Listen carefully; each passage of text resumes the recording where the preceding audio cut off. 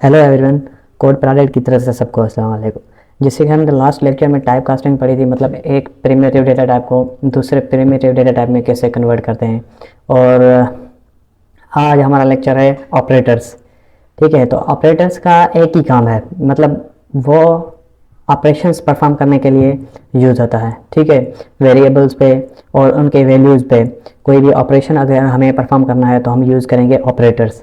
So basically Java में पांच किस्म के ऑपरेटर्स होते हैं: arithmetic operators, assignment operators, comparison operators and logical operators, and last one is bitwise operators. ठीक है, तो इनको पढ़ते हैं हम arithmetic operators. So basically arithmetic operators में तकरीबन पांच आ जाते हैं: addition, subtraction, multiplication, division and modulus.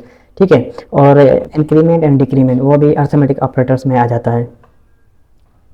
Addition addition में हम क्या करते हैं, दो वैल्यूज को ऐड करते हैं, ज़ाहिर सी बात है। और सब्ट्रैक्शन में सब्ट्रैक्ट करेंगे। और आ जाते हैं मॉड्यूलस पे। मॉड्यूलस पे हमें हमेशा रिमाइंडर मिलेगा। ठीक है, जो हमें रिमाइंडर मिलेगा, फॉर सपोज हम एक्स को डिवाइड कर रहे हैं, मॉड्यूलस कर रहे हैं वाई से, तो हमें रिमाइंडर जो होगा वो मिलेगा। ये थे कुछ अर्थमेटिक ऑपरेटर्स। उसके अलावा जावा असाइनमेंट ऑपरेटर्स। असाइनमेंट ऑपरेटर्स का क्या काम है, ये वैल्यूज मतलब एक वैल्यू किसी भी वेरिएबल में असाइन करना, उनको हम असाइनमेंट ऑपरेटर्स कहते हैं। जैसे यहाँ पे इक्वल टू है, x इज इक्वल टू 5, मतलब ये जो 5 है हम इसको x में असाइन कर रहे हैं। उसके अलावा प्लस इज इक्वल टू, इसका मतलब ये प्रोग्रामिंग में कोडिंग में ये ध्यान रखना है, x यहाँ पे है ना, x plus is equal to 3। ठीक है, तो इसका मतलब क्या है, इसका मतलब है x is equal to x plus 3, मतलब उसी वैल्यू में 3 बार इंक्रीमेंट हुआ है।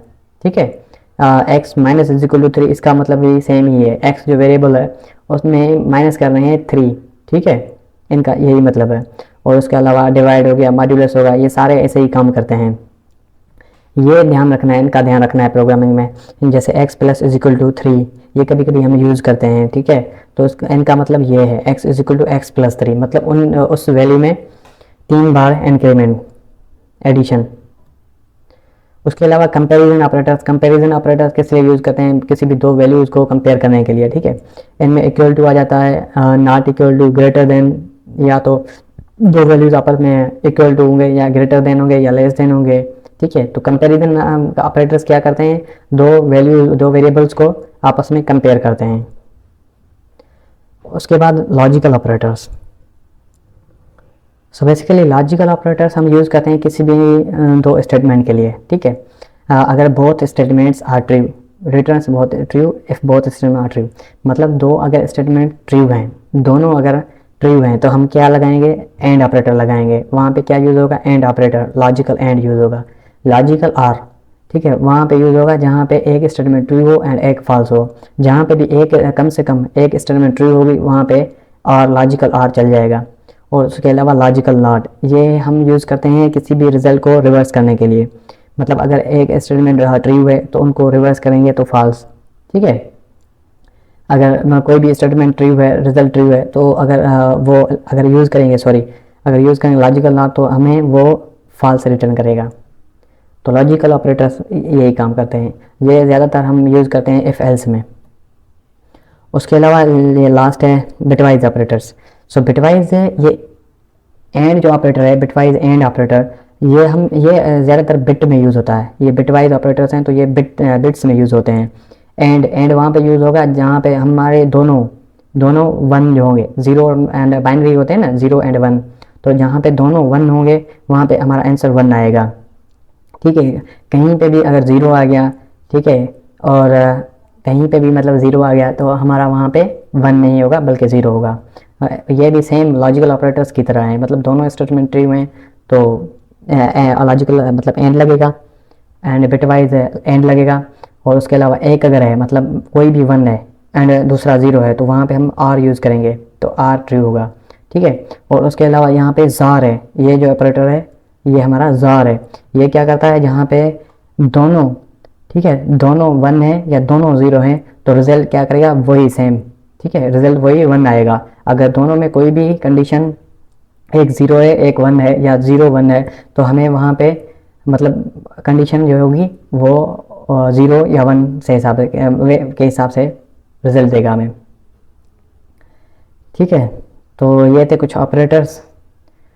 उसके अलावा हम चलते हैं अपनी आईडी में और यहाँ पे इनका यूज़ देखते हैं कि प्रोग्रामिंग में हम कैसे यूज़ करते हैं। यहाँ पे क्लास बना लेते हैं ऑपरेटर्स के नाम से। ठीक है, हमने क्लास बना ली और PSVM मेथड बना लिया और यहाँ पे int x is equal to 5। यहाँ पे हमने कौन सा ऑपरेटर्स यूज़ किया है? यहाँ पे हमने यूज़ किया है असाइनमेंट ऑपरेटर, क्योंकि 5 जो है ना असाइन कर रहे हैं कि उसको x को। ठीक है, int y is equal to 5 और यहाँ पे भी हमने क्या यूज़ किया है? असाइनमेंट ऑपरेटर यूज़ किया है। ठीक है, अब हम यूज़ करेंगे अर्थमेटिक ऑपरेटर। हम यहाँ पे करते हैं x प्लस y। ठीक है, ये यूज़ करते हैं और इसको पहले रन करके देखते हैं। तो हमारा 10 आ गया, मतलब अर्थमेटिक ऑपरेटर्स हमने इस पर अप्लाई किया। अब दूसरा अर्थमेटिक ऑपरेटर्स अप्लाई करते हैं x मॉड्यूलस, ठीक है, y। अब यहाँ पे रिमाइंडर आएगा 5, मतलब मॉड्यूलस 5। तो देखते हैं रिमाइंडर क्या आता है हमारा, और यहाँ पे आ गया 0। पहले x प्लस वाई हो गया 10 और रिमाइंडर आ गया 0। ठीक है, और उसके अलावा अगर हम यूज़ करना चाहें लॉजिकल ऑपरेटर्स, ठीक है, एंड आर वाले, तो वो कैसे यूज़ करेंगे? वो वहाँ पे मतलब मैंने कहा था कि स्टेटमेंट में यूज़ करते हैं वो। जैसे इफ़ हो गई, if x is equal to y. ठीक है, if x equal to y अगर है तो यहाँ पे क्या शो कराएंगे? x is equal to y. ठीक है, ये यहाँ पे शो होगा। इसको रन करके देखते हैं and you see x is equal to y, क्योंकि x की वैल्यू भी 5 है, y की वैल्यू भी 5 है, तो आ गए दोनों। अगर मैं यहाँ पे अब यूज़ करूँ एंड ऑपरेटर और हमें यहाँ पे दूसरी भी कंडीशन देनी पड़ेगी, x is greater than y, तो ये यहाँ पे नहीं चलेगा, क्योंकि एंड के लिए हमारी दोनों कंडीशन सेटिस्फाई हों। यहाँ पे दोनों कंडीशन सेटिस्फाई नहीं हो रही, एक ही कंडीशन सेटिस्फाई हो रही है। अगर यहाँ पे मैं एल्स लगाता हूँ, इफ़ एल्स हम आगे पढ़ेंगे, ठीक है ना, ये स्टेटमेंट है, ये आगे पढ़ेंगे। और यहाँ पे लिखता हूँ एरर। ठीक है, अब इसको मैं रन करता हूँ, अब ये लेगा एरर हमें, क्योंकि एक स्टेटमेंट ट्रू है, एक फॉल्स है, तो एरर आ गया। सही है, क्योंकि यहाँ पे क्या एंड था, एंड के लिए हमारी दोनों कंडीशन सेटिस्फाई हों। और अगर मैं यूज़ करता हूँ आर, ठीक है, अब ये कौन सी इफ़ वाली स्टेटमेंट सक्सेसफुली रन होगी, x is equal to y, क्योंकि हम आर में क्या यूज़ करते हैं? आर में कोई भी मतलब एक कंडीशन सेटिस्फाई हो, यहाँ पे एक कंडीशन सेटिस्फाई हो रही है। ठीक है, तो ऐसे ही बाकी ऑपरेटर्स यूज़ करते हैं। ऑपरेटर्स में डिफ़िकल्ट नहीं है। ठीक है, बस इनका यही कॉन्सेप्ट था और आई होप कि आपको इसकी अंडरस्टैंडिंग हो गई होगी। बाकी आपको प्रैक्टिस करनी है। उसके अलावा हम मिलते हैं नेक्स्ट वीडियो में, तब तक अल्लाह हाफ़िज़। अगर मेरा चैनल सब्सक्राइब नहीं किया तो सब्सक्राइब करें एंड शेयर करें। Thank you.